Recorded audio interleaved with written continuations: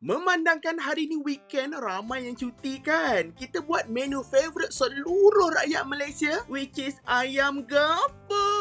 Okay, first untuk ayam goreng gepuk, kita kena blend lengkuas sebesar ibu jari, halia setengah biji besar ibu jari, 2 biji kunyit hidup, 5 biji buah keras, 1 sudu biji ketumbar dan juga 1 cawan air. Blend bahan-bahan ni, kemudian tuang atas ayam and perap dalam 2 jam, semaksimum yang mungkin. Dah settle 2 jam perap ayam, pindahkan semua masuk periuk, segala bumbu tu masukkan dengan 2 batang serai, 1 sudu perasa dan 1 sudu garam. Rebus sampai ayam tu masak and boleh keluarkan untuk menggoreng.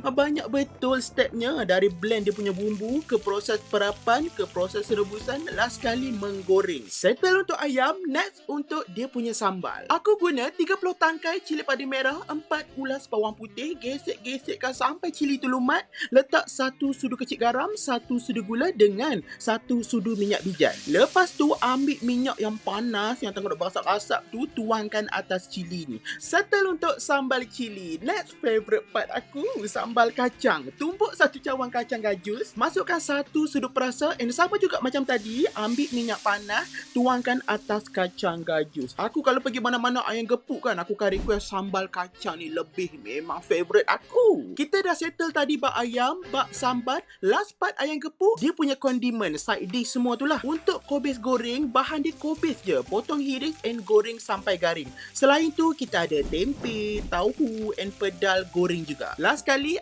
ni nak fulfilling macam makan dekat kedai yang gepuk lah. Letak ayam, letak all the side dish, tempe, pedal, kobis goreng and ada timun juga. Letak sambal atas ayam and jangan lupa nak makan nanti kena ada kicap pekat.